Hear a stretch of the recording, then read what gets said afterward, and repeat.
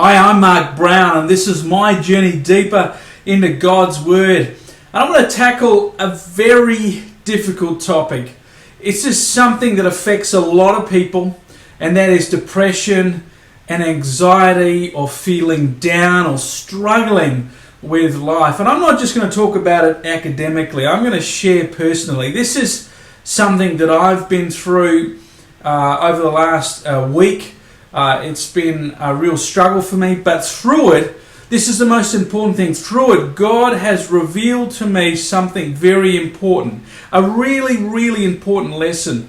And I want to share it with you, because if you are struggling with depression, if you are struggling with anxiety or feeling down, then this is for you.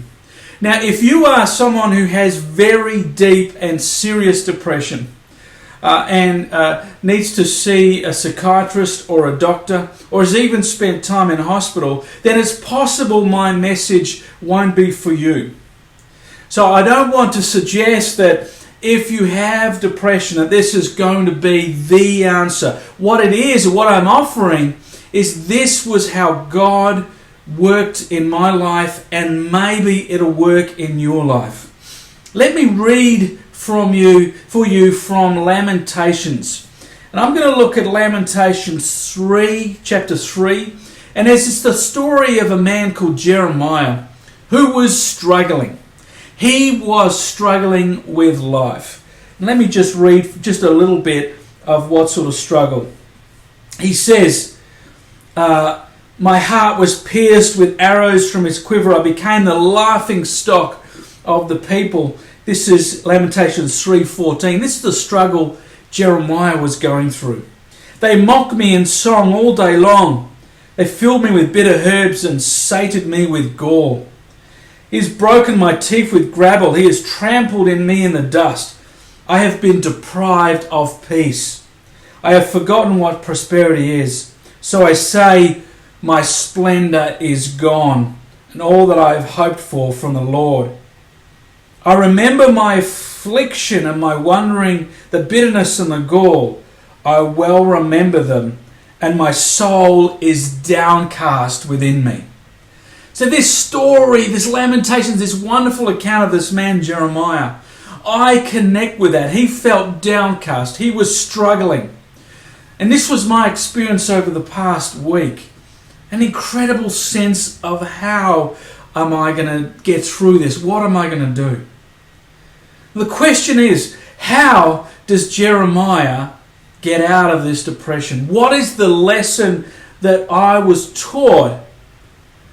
And in fact, it's the same that God showed Jeremiah, is the same that I learned, and I want to pass it on to you. And it's simply this, and I read from Lamentations 3 verse 21. The first, yet this I call to mind, and therefore I have hope. Because of the Lord's great love, we are not consumed, for his compassions never fail.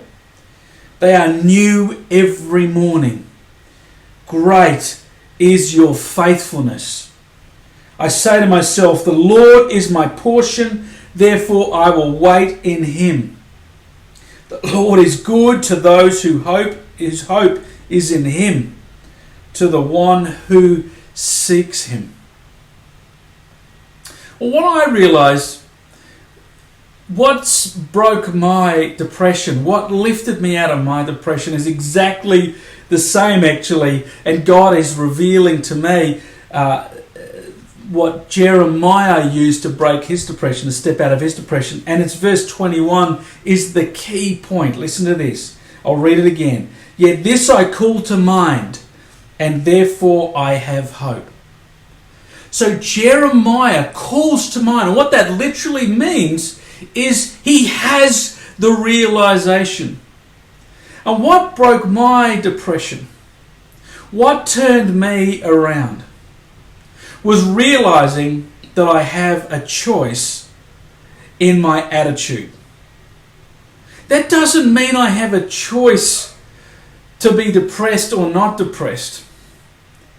It doesn't mean I have a choice to not be in pain or to be in pain.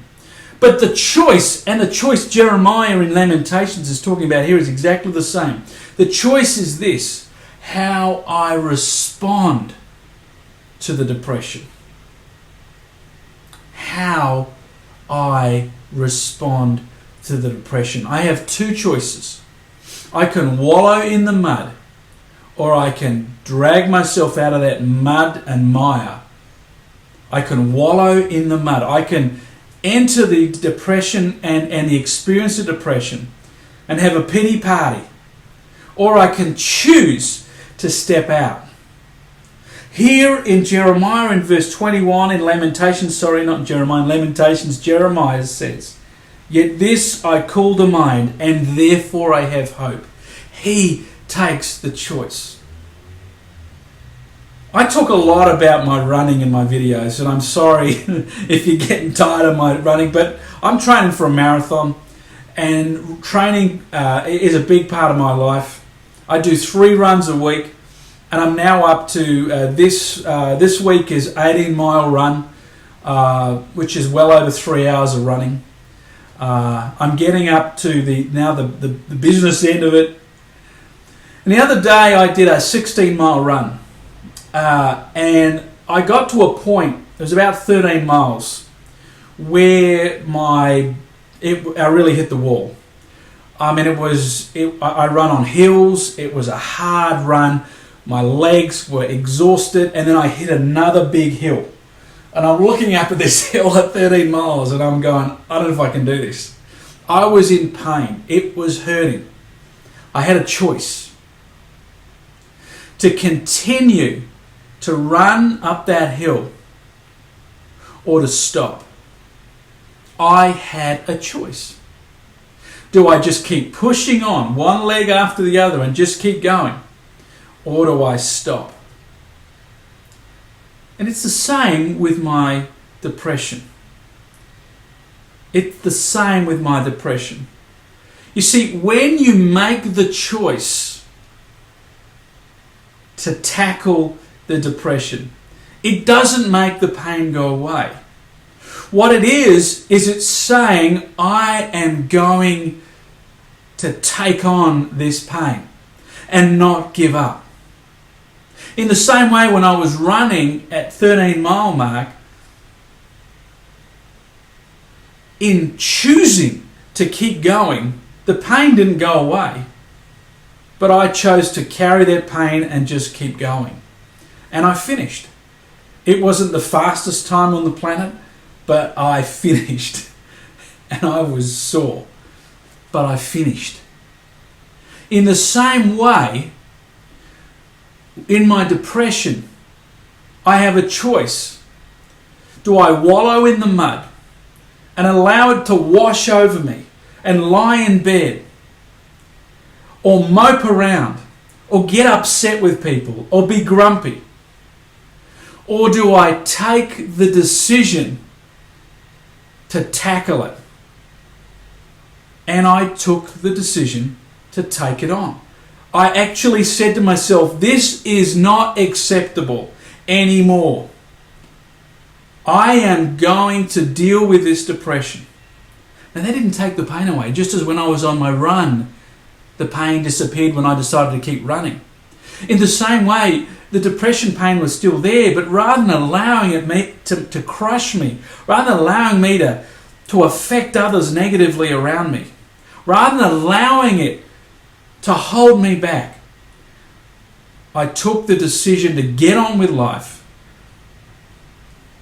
and deal with the negative stuff, the negative thoughts.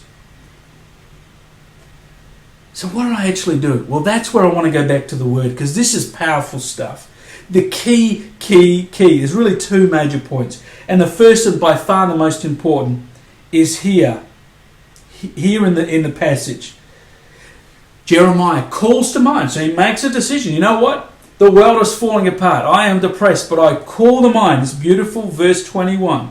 Therefore I have hope. What does he call to mind? He calls to mind that he's not alone, that he is loved by God. I call to mind, you know what? I'm not alone. I may not have the power and the strength, but God does. Through Christ, I have that power and strength. That never, ever, ever changes. And Jeremiah does the same here. Because of the Lord's great love, we are not consumed, for his compassion never fails. God is always there for me. So I turn to God. I made the choice. No pity party, no wallow in the mud. I'm not going to stop. I am going to keep striding forward, knowing that God is with me. And what does that mean practically? Well, it means literally telling myself that I'm not alone. I'm not alone. God is with me.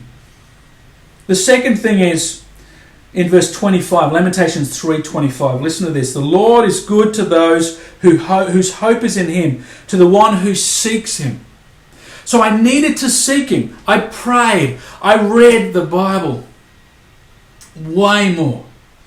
And it was a hard thing to do.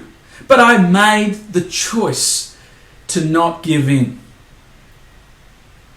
And I turned to God. My hope, as it says in Lamentations, my hope is in him. The second thing I did is I set a plan. I actually have it on my wall here. I set a plan.